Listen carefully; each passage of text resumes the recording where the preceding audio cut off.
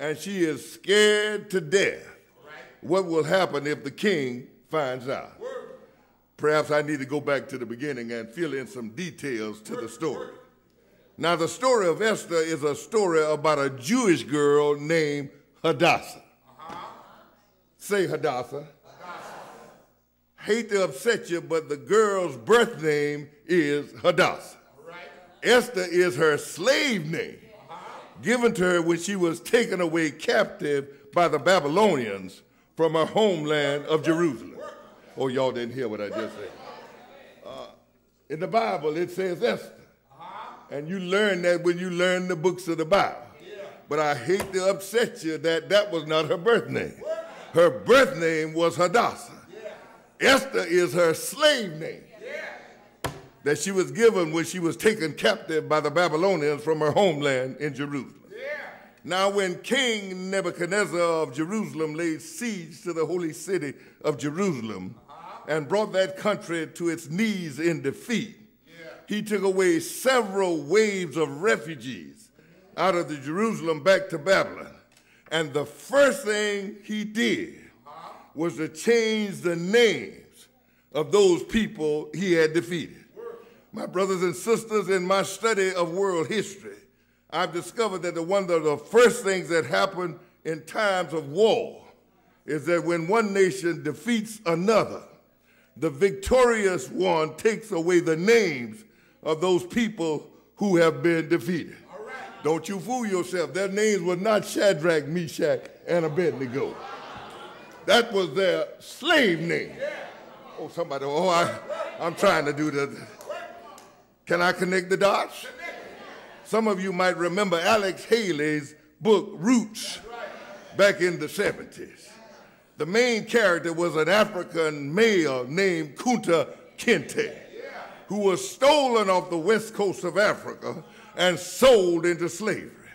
And all throughout the book of Roots, we find that when his slave masters tried to give him the name Toby, he refused to accept it. Over time, he would go through this long time. Every time they would call him Toby, he would say, my name is Kunta Kinte, and I'm a Mandinka warrior from the tribe of Gambia, and he would go on and on and on. But he would not allow the masters, the white masters, because he was proud of his history. And he refused to forget who he was, even after he'd been deported to America.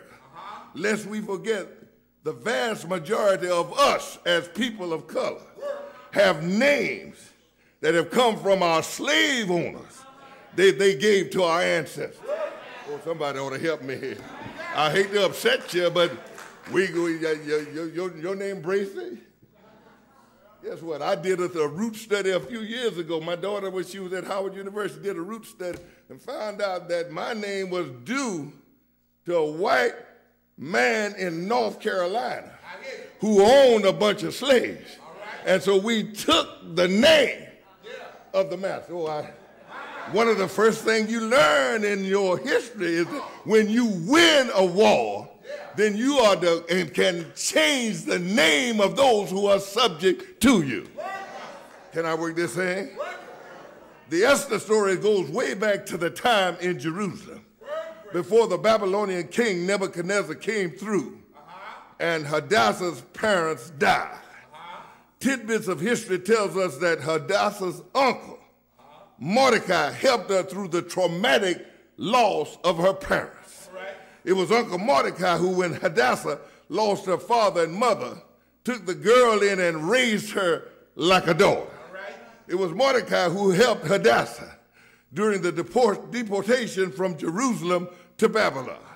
And because of their relationship, Hadassah loved and trusted Mordecai more than anyone in the world. On arrival in this strange land of Babylon, the book of Esther tells us that Mordecai gives Esther a bad piece of advice.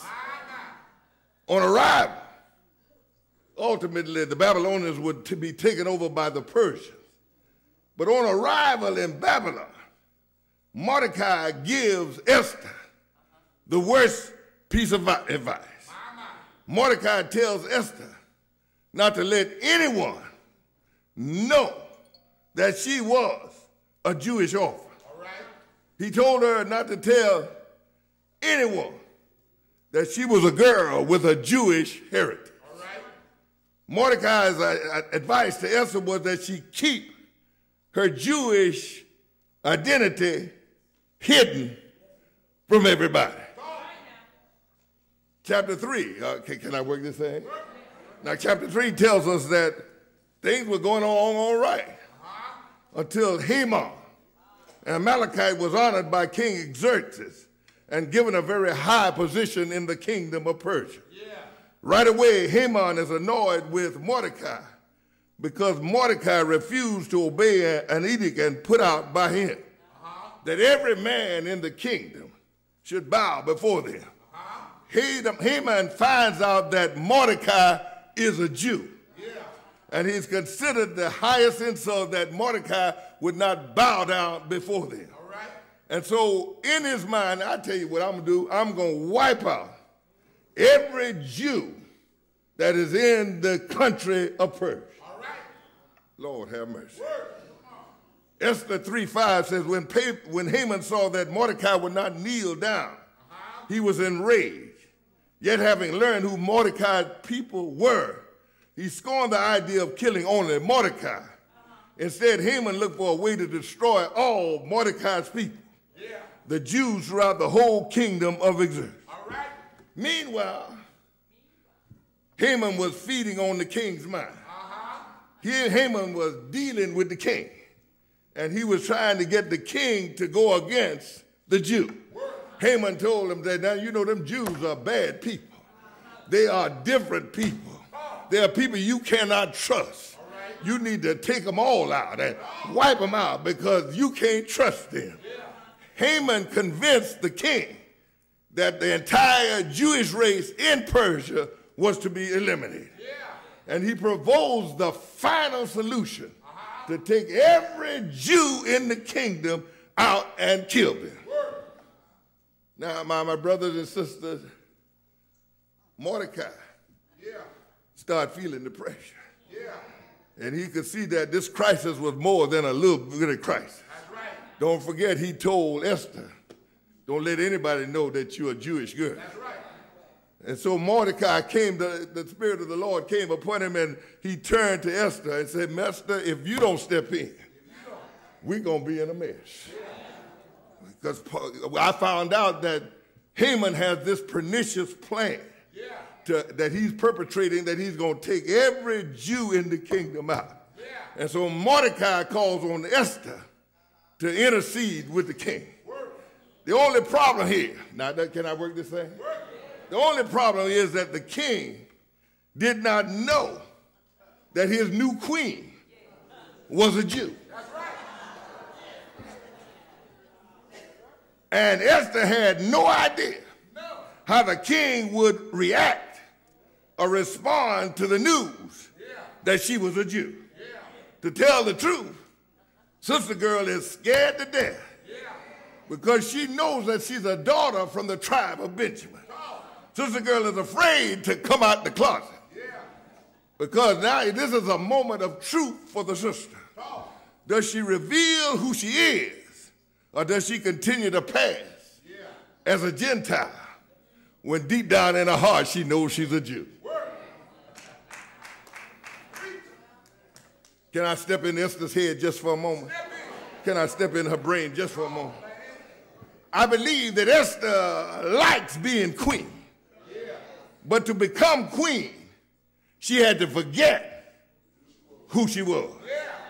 For example, to become queen, Esther had to abandon the strict Levitical dietary laws of her ancestors. She had started eating the food of the Gentiles.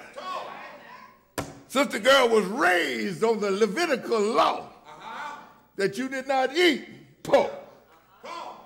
But now you see sister girl dining on pork chops, ribs, and lobster, which was forbidden because of the Levitical law. She's now living in the lap of luxury as queen, but in the process, she has traded away her heritage of who she really is. The last thing she wants to do is tell the king that her real name is Hadassah and not Esther. Sister Girl is on the horns of a dilemma. Esther is so afraid of messing up her queenship by coming out the closet and revealing that she's a Jewish woman that she gives Mordecai. You all know Mordecai. She started giving Mordecai the runaround. The closest person to hear her on planet Earth, the one who befriended her as a child when she was homeless without parents. Now she's developed a severe case of amnesia. She's forgotten her training as a girl. She's forgotten the God of Abraham, Isaac, and Jacob. She's forgotten the God who's known to make a way out of no way. Esther has traded away her heritage. Oh, good God. Because now she's forgotten who she is.